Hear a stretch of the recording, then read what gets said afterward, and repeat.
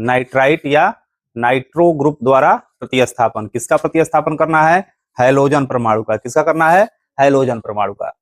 देखिए मैकेनिज्म, देखिए मैकेनिज्म मतलब क्रियाविधि। आपको करना क्या है कि एल्किल हैलाइड लेना है और एल्किल हैलाइड की अभिक्रिया किसी ऐसे अभिकर्मक से कराना है जिसमें यहां से ये बॉन्ड ब्रेक कर जाएगी, यहां से ये बॉन्ड ब्रेक कर जाएगी, और पोटेशियम जो होगी क्या होगी? हैलोजन से अभिक्रिया करके पोटेशियम हाइलाइड के रूप में क्या हो जाएगी? बाहर हो जाएगी। और जो मेन प्रोडक्ट बनाएगी वो बनेगा आपका आर ओ एन ओ, जिसे कहेंगे एल्किल पोटेशियम नाइट्राइट होगा, पोटेशियम नाइट्राइट। यहां बनाएगा एल्किल नाइट्राइट। क्या बनाएगा? Alkyl nitrite. जब भी हम क्या करते हैं, किसी ऐसे अभिकर्मक से हम एल्किल हैलाइड की क्रिया कराते हैं जिसमें कौन सा समूह उपस्थित होता है? नाइट्राइट समूह उपस्थित होता है, यानी ONO उपस्थित होता है। तो जब इसका रिएक्शन कराओगे तो यहाँ से चूंकि पोटेशियम क्या होती है? धातु होती है। हैलोजन जो होता है अधातु होता है। ये दोनों आपस में रिएक्ट करके पोटेशियम हाइलाइड के रूप में क्या हो जाएंगे? बाहर हो जाएंगे। और एल्किल समूह से ONO ग्रुप जुड़कर इसको किसमें कन्वर्ट कर देगी? एल्किल नाइट्राइट में कन्वर्ट कर देगी। किसमें कन्वर्ट कर देगी? एल्किल नाइट्राइट में। और दूसरे समूह वाले का मैकेनिज्म आपका होगा कि आपको करना क्या है, जो आपकी एल्किल हैलाइड होती है, सबस्ट्रेट जो होती है, उसका रिएक्शन आपको ऐसे ग्रुप से के साथ कराना है जिसमें कौन उपस्थित हो? NO2 समूह उपस्थित हो। क्या हो? NO2 ग्रुप उपस्थित हो। तो आप यहां से सिल्वर नाइट्रेट की अभिक्रिया करा सकते हो AgNO2 का। ठीक है, इसको कहेंगे सिल्वर नाइट्रेट। इस सिल्वर नाइट्रेट को जब मिलाकर आप हीट करोगे तो होगा क्या कि यहां से ये बॉन्ड ब्रेक कर जाएगी और यहां से ये बॉन्ड ब्रेक कर जाएगी। दोनों आपस में रिएक्ट करके और सिल्वर हाइलाइड के रूप में यानी AgX के रूप में क्या हो जाएंगे? साइड प्रोडक्ट बनाकर बाहर निकल जाएंगे। और जो आपकी NO2 है इससे जुड़ जाएगी तो बनाएगी RNO2, जो कहलाएगी आपकी एल्किल नाइट्रेट। क्या कहलाएगी? Alkyl nitrate. अगर आप इस पे एग्जाम्पल रखना चाहते हो तो बारी बारी से दोनों पे एग्जाम्पल रख सकते हो।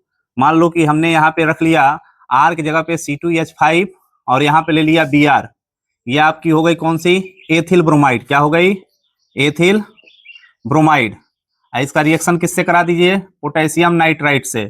पोटेशियम नाइट्राइट से KNON से जब मिक्स करके हीट करेंगे, आपको पता है कि ये वाली बॉन्ड ब्रेक करी जाएगी, इसके बीच की बॉन्ड ब्रेक कर जाएगी, दोनों रिएक्ट करके किस में निकल जाएंगे?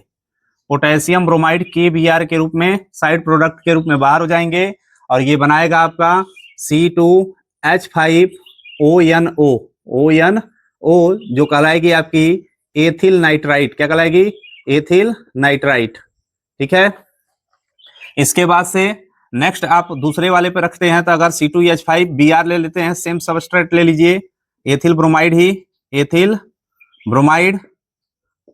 किससे अभिक्रिया कराना है आपको बाबू? AgNO2 से, सिल्वर नाइट्रेट से। कराना है सिल्वर नाइट्रेट से। जब कराएंगे तो होगा क्या? यहां से ये बॉन्ड ब्रेक कर जाएगी और यहाँ सिल्वर और नाइट्रेट के बीच का बॉन्ड टूट जाएगा। ये दोनों आपस में रिएक्ट करके सिल्वर ब्रोमाइड के रूप में बाहर निकल जाएंगे और ये बना लेगा C2H5NO2। क्या बना लेगा? जिसे कहेंगे एथिल नाइट्रेट। Ethyl nitrate.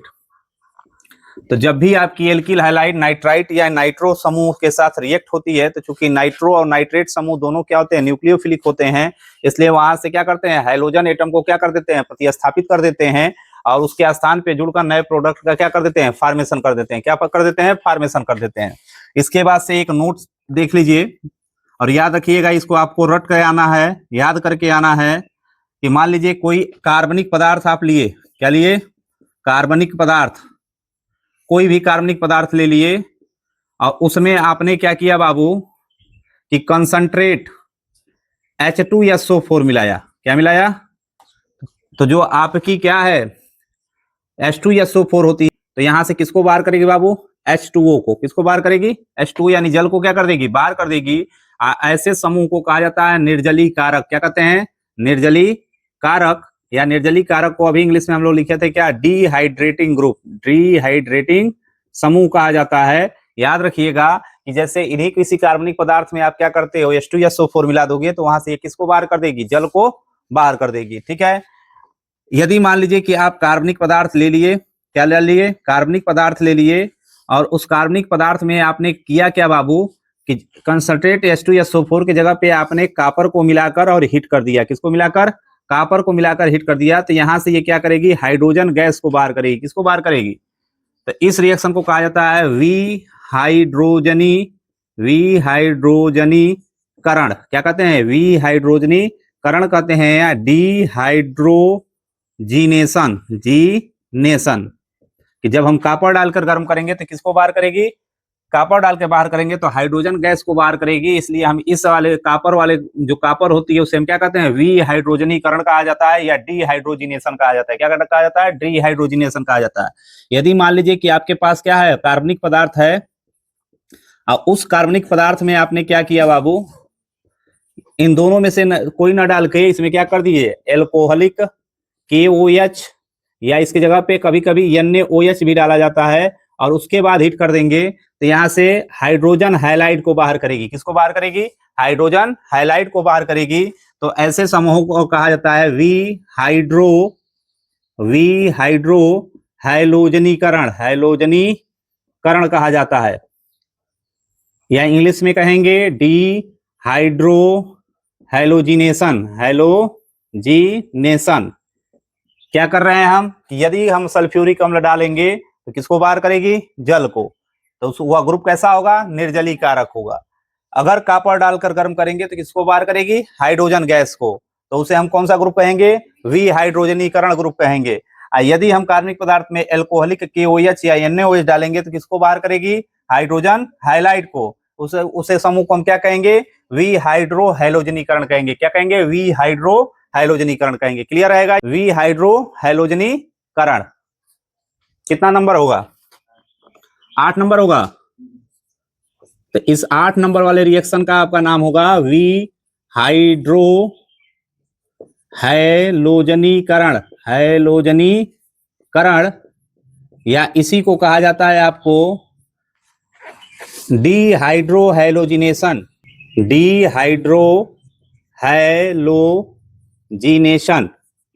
या इसी को कहते हैं बाबू सैट-जैफ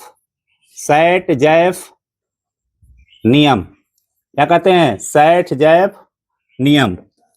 क्या कहेंगे, सैट-जैफ नियम कहेंगे, जो कि आपको किसने बताया था, सैट-जैफ ने बताया था। किसने बताया था, सैट-जैफ ने बताया था कि यदि हम एल्किल हैलाइडों का हाइड्रोहैलोजिनेशन करेंगे तो उस नियम को क्या कहते हैं, सैट-जैफ नियम कहेंगे। क्या कहेंगे, देखिए डिहाइड्रोहैलोजिनेशन में आपको मिलाना क्या होगा, एल्कोहलिक KOH या एल्कोहलिक NaOH। क्या मिलाएंगे, अब देखिए यदि आप यहाँ पे क्या करते हो, मैकेनिज्म लिखोगे तो मैकेनिज्म में आपको पता है कि क्या लिखोगे, मैकेनिज्म। ध्यान से देखेंगे मैकेनिज्म को, आपको लेना है R सिंगल बॉन्ड CH2X।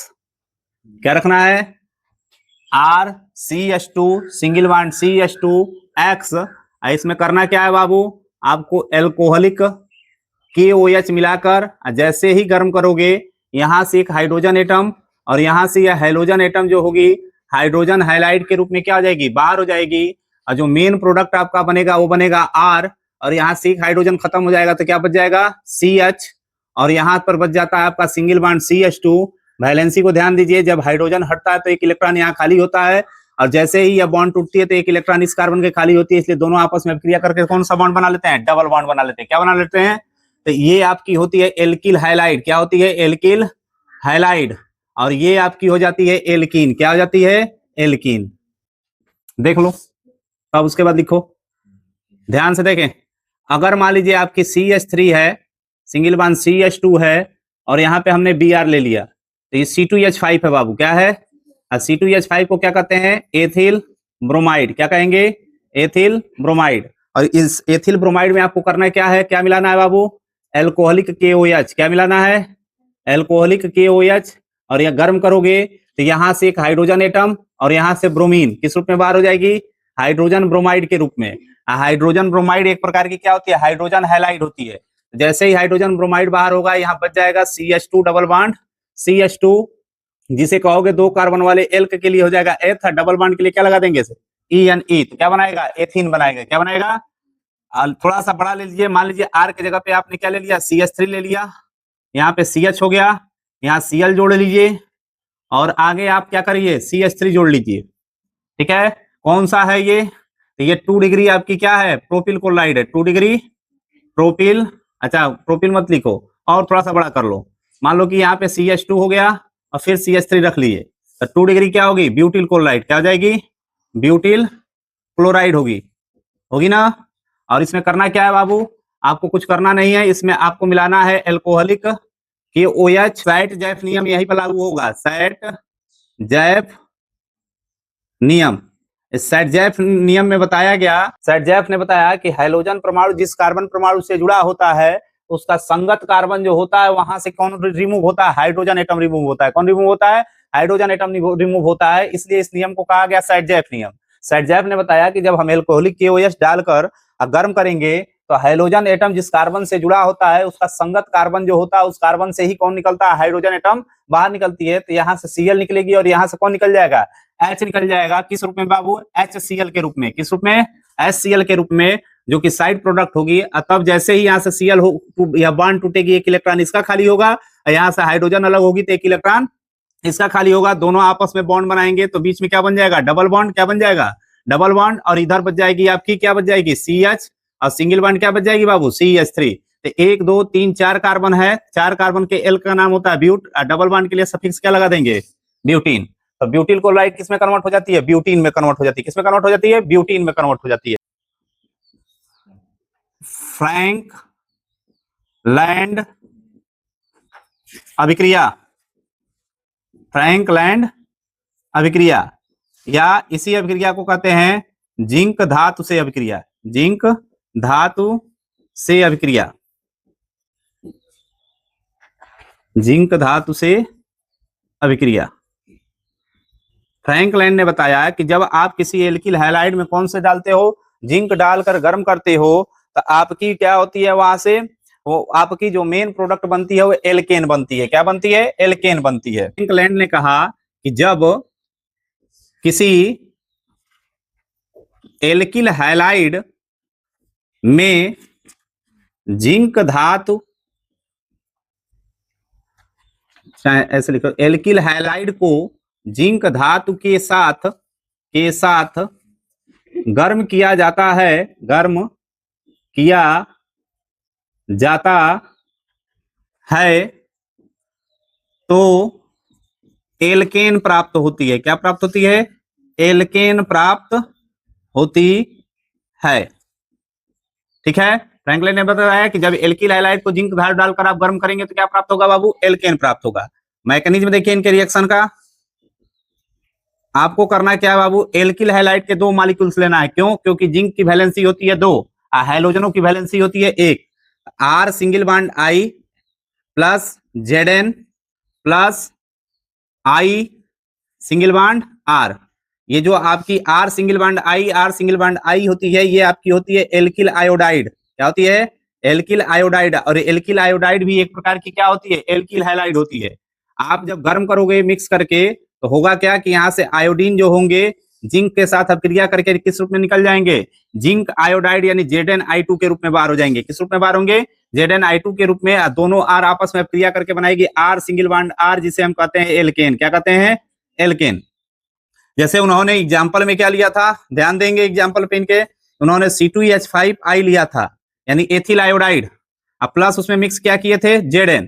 आपको पता है कि इनके बीच का रेशियो कितना होगा, 2 संबंधे 1 का। तो यहाँ भी आपकी कौन हो जाएगी, C2H5I हो जाएगी यानी एथिल आयोडाइड होगी। जब मिक्स करोगे गर्म करोगे तो यहाँ से क्या बाहर कर देगा बाबू, जिंक आयोडाइड बाहर कर देगा। क्या बाहर करेगा, 2 2 4 यानी C4, 5 5 10 यानी H10, C4H10 जो एल्केन होती है उसका नाम क्या होता है, ब्यूटेन होता है। क्या होता है, ब्यूटेन होता है। ठीक है, तो ये किसने अभिक्रिया दिया था, फ्रैंक लैंड ने दिया था। चूंकि ये वैज्ञानिक के द्वारा दिया गया था, वैज्ञानिक के नाम पे रिएक्शन है, इसलिए ये इंपॉर्टेंट होगी परीक्षा के लिए। किसके लिए इंपॉर्टेंट होगी, परीक्षा के लिए आपको क्या होगी, इंपॉर्टेंट होगी फ्रैंक लैंड अभिक्रिया। ठीक है,